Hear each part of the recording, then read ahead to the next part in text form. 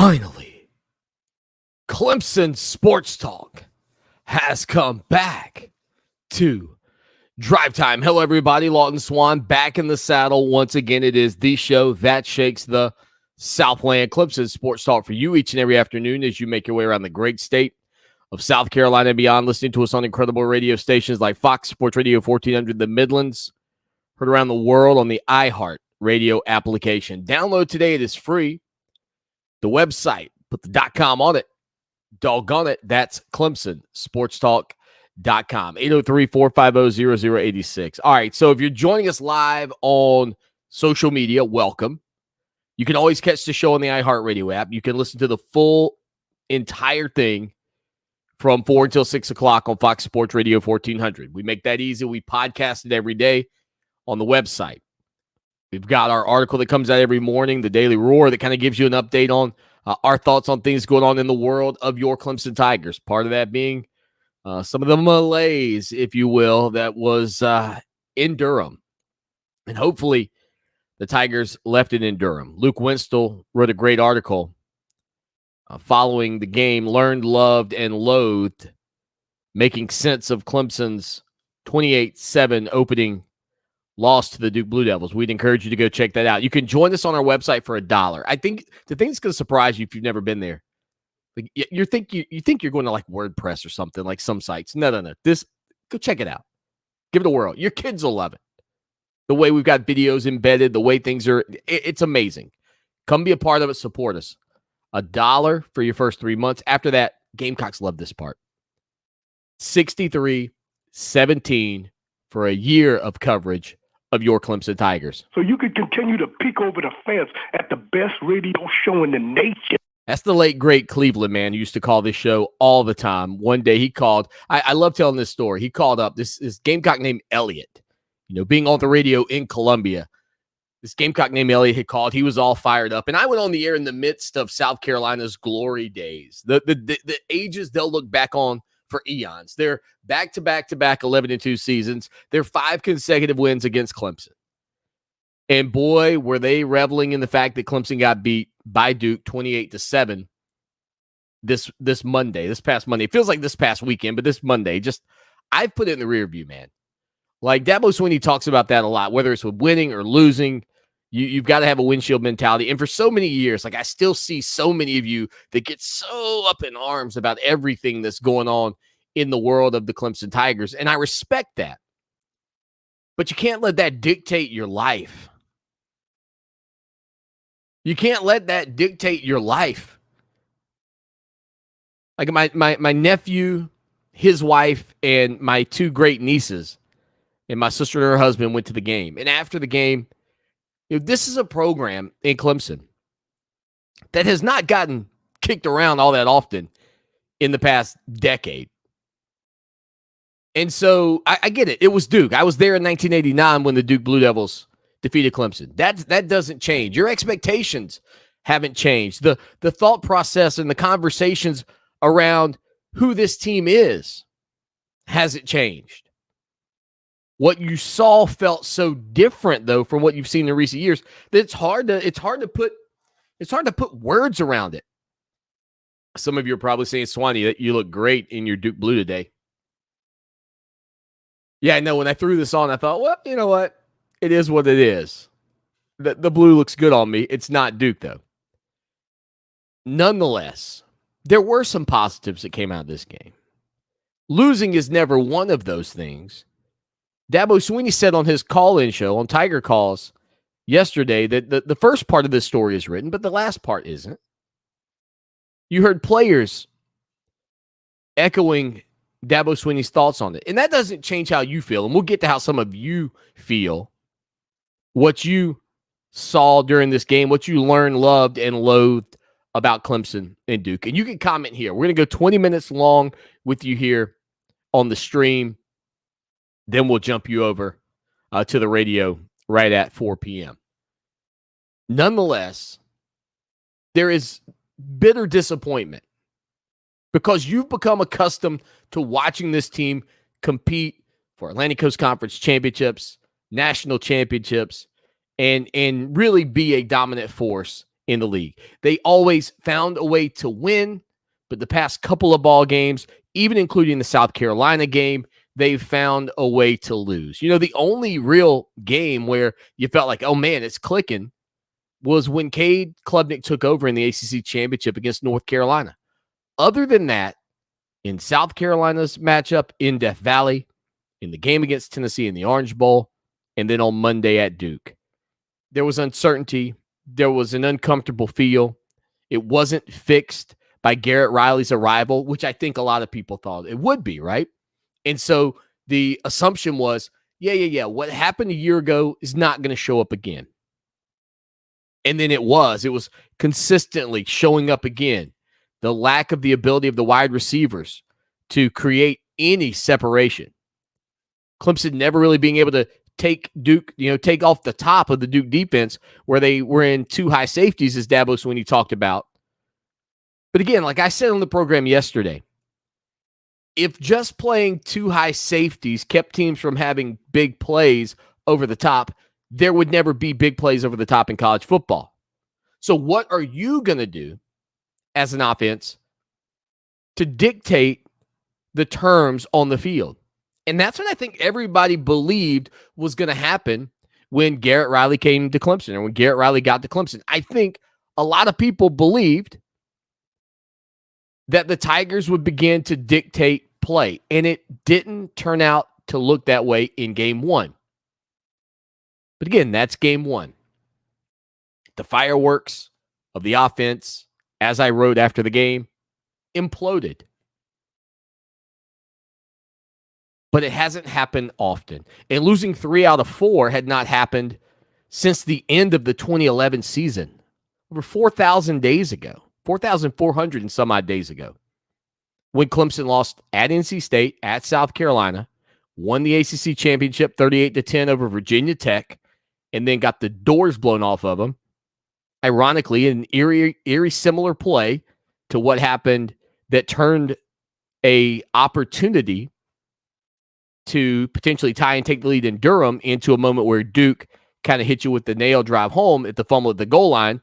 You think back to that Orange Bowl. Not saying Clemson beats West Virginia that day by any means, but that was a 14-point swing when Andre Ellington gets stripped at the line of scrimmage, returned the other way. Clemson never recovers. My daughter wasn't born. She's in middle school. So perspective of how infrequently this has happened to your Tigers needs to be put on the table. And again, I'm not here to paint a rosy picture, because this season could get ugly in a hurry. September 23rd, a Florida State team that just hammered LSU is going to venture into Death Valley. Now, you better buckle up your safety belts, folks. I hope the airbags are on, because that game could get sideways for Clemson in a hurry if the Tigers don't improve over the next couple of weeks. Confidence, metrics, accountability, speed, more guys at 20 miles an hour than we've ever had. Like, I hear Dabo Swanny. You hear him. You got to see it. You got to see it. And when I talk with him at the ACC kickoff, I talk to him about how do you keep that drive? How do you continue to push? And I said here on the program yesterday, I don't know if the transfer portal is the issue or the lack thereof. There's still so many moving parts to maintaining what Clemson was. The good news is, if there is something to like about this, is that next year, and I've said this all offseason, you're going to a 12-team playoff. There's going to be a 12-team playoff. And because of that, I'm not saying that you want to lose a game to Duke or that you would ever desire to lose a game to Duke, but guess what? In a 12-team playoff scenario, you're still going, all right, well, you know what? We got beat. It's more like the NFL. Yep, bad game, blew a tire, played an opener on the road. I see Carla chiming in the program. She's watching us live right now over on Facebook. She says, a major Tiger fan, but Duke just outplayed us. Yeah, man for man, pound for pound, recruit for recruit. Clemson should beat that team. But they were better than that. This is not your granddaddy's Duke ball club. And I tried to kind of give you the picture. They were 9-4 a year ago. Probably should have been 11-2. You could argue me into maybe 12-1. Maybe. And they came out with a veteran quarterback in Riley Leonard, who threw for nearly 3,000 yards a year ago, 20 touchdowns, 600, I believe, some odd yards on the ground, if I remember. I want to say, you'd have to fact check me on this one because it's been a while since I looked at Leonard's overall stats, but I think he might have had 15 rushing touchdowns a year ago.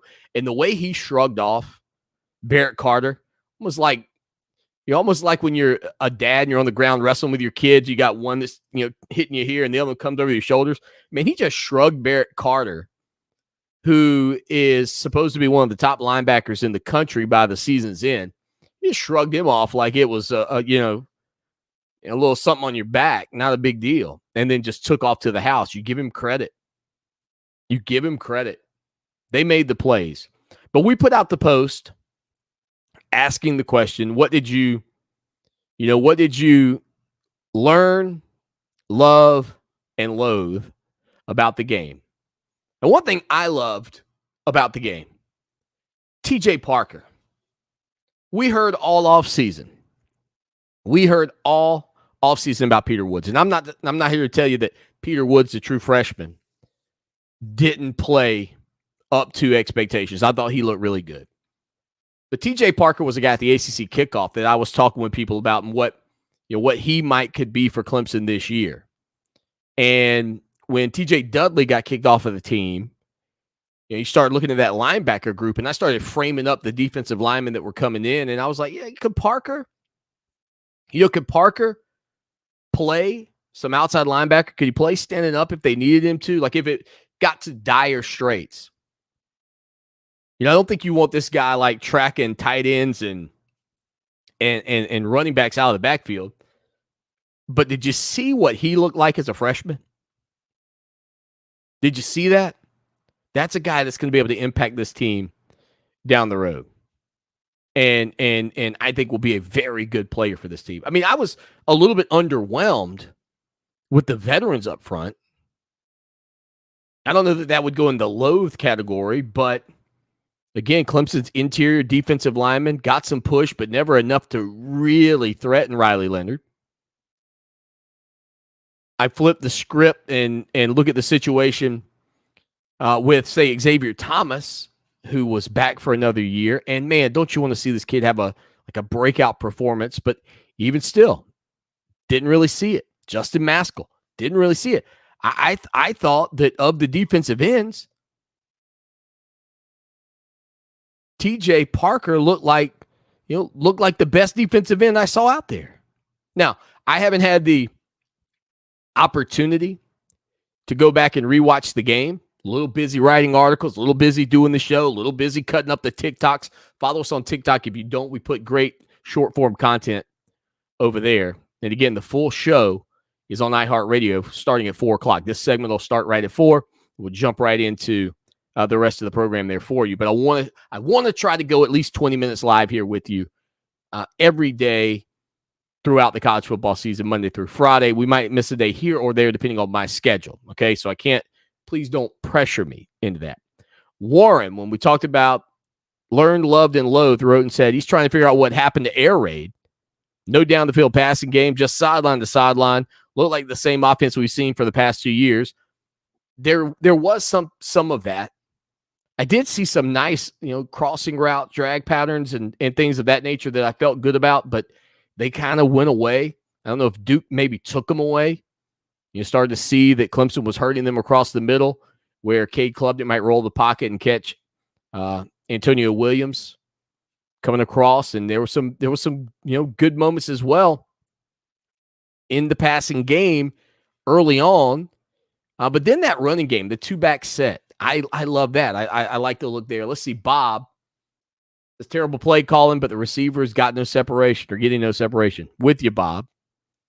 Scott hits us up. It says he loved Shipley and Klubnik chasing down the defensive end after the second red zone fumble. He loathed most of the rest of the performance in all three phases and learned it could be a rough year. Buckle up. See, Scott used the term that I used earlier. Buckle up. When Florida State comes to town, I'm telling you, you might want to put on one of those, those hard hats that you can wear when you go on a construction site. You might need one of those because that day could be bad. Then again, you got them at home. You knew that. You knew they were going to be a very good team. And you're going to have to play your best to beat them anyway. So why I mean, I don't know that that's not on the table. Because even in defeat, when you go back to Duke, for the first time in the program's history, 200 plus rushing, 200 plus passing, and a loss. 108-0 going into that game. Never happened. And it happened. Dabo Swanny called it one of the weirdest games, or the weirdest game he's ever been a part of. It was definitely different, but it was almost, it started to feel at some point expected, right? And that's where I think Clemson fans have this issue. Is that, yeah, it did feel that way. And then about the third quarter, as you're still struggling, you go, I've seen this song and dance before. And it wasn't like you saw this song and dance before, like some of you were trying to throw it back to Tommy West or Ken Hatfield. You saw this song and dance the last time they were on the field against Tennessee. Couldn't execute the red zone. Couldn't knock through field goals. You saw it when they faced South Carolina. Turnovers, two turnovers against South Carolina, in special teams play. And that's essentially what those block kicks were, the momentum that steals after you drive the ball down, and it begins to build and put more pressure on Cade Klubnik, who's still a very young quarterback. And there's no excuse for 28-7 at Duke. There's no excuse for that. But that's a Duke team that's better than a lot of people expect, and that's a Clemson team. It's like Yosemite Sam out there just shooting themselves in the foot every opportunity they had to take control of that game. Let's see. Todd says special teams are sloppy. Running game will be fine. Passing game needs work. Dylan said, I learned our offense is still boring, flat, and scared to throw the ball down the field. I love that Shipley is still an amazing back, fun to watch in the heart of our offense. I loathed what I learned. Dylan chiming in over in the article. And we put those articles up on our Facebook page. Like, share, and subscribe. Tell your friends about it. Make sure you're sharing our work. That helps get us better engagement so that we've got more great content to bring you here on the program. And if you want to support us, step on in. It's $1 for your first 3 months. If you like it, stay with us. 63-17. We picked that for a reason. Makes you feel good. Makes you feel a lot better than saying 28. I know some of you like a discount, but believe me, 28-7, that ain't the number. 63-17 is where you want to be. Come on in and support us. Let's see. Let's get you a couple of more before we get out of here. We got about a minute before we wrap it up and then go on the air on iHeartRadio. All right, Robert chimes in. He says, Duke showed up and we didn't. Plain and simple.